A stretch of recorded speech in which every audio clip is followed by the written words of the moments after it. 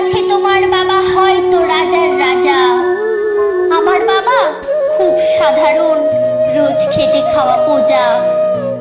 তোমার জন্য তোমার বাবা চাঁদ এনে দিতে পারে, আমার বাবা হত দরিদ্র, খালি হাতে ঘরে ফেরে। তোমাদের বাবা খুব ফিটফাট, গায়ে স্যুট, হাতে ঘড়ি, আমার বাবা ভীষণ অগোছালো, মুখ ভরা পাকা দাড়ি। তোমার হাতে নুন পোড়া ডালো খায় তোমার বাবা চেটে বাটি। আমি বেশ ভালো রান্না করি, তবুও আমার বাবা বলে মোটামুটি। তোমাদের জন্মদিনে বাবা দামি উপহার দেয়, আমার বাবা এত আনমনা দিনটাই ভুলে যায়। তোমার বাবা রাখতেই পারে তোমায় ভীষণ সুখে, আমার বাবাও চেষ্টা করে আগলে রাখতে বুকে। হতে পারে তুমি রাজকন্যা, আমি হয়তো বা দাসী, কিন্তু দিন শেষে আমি আমার বাবাকে ততটাই ভালোবাসি। তোমরা বাবা নামের যে সংজ্ঞাটা দাও সারা ফেসবুক জুড়ে, ওই চিরাচরিত বাবা উপমা আমায় বড় বিরক্ত করে।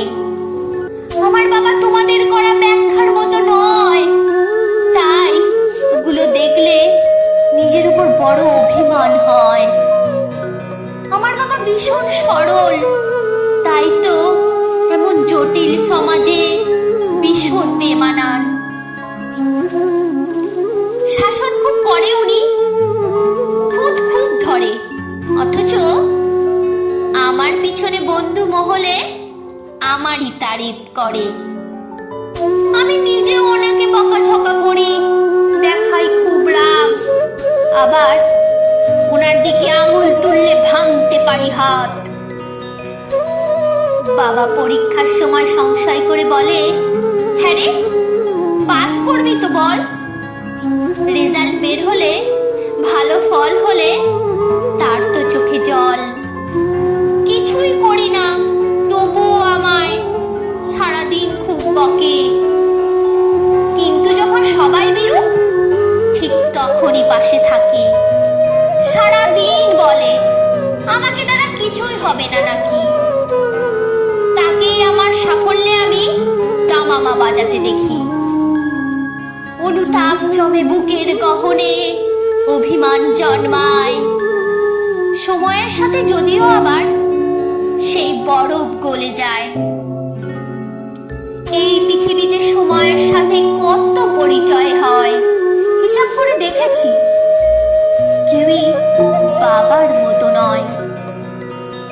সম্পর্কের সমীকরণেরা রোজ বদলায় মান, তবুও প্রথম সারিতে বরাবর থাকে বাবা মায়ের স্থান। ঝগড়া, ঝামেলা, অভিমান এত কিছুর পরও আমার একটা বিষয় ওনার প্রতি দুর্বল করে বড়,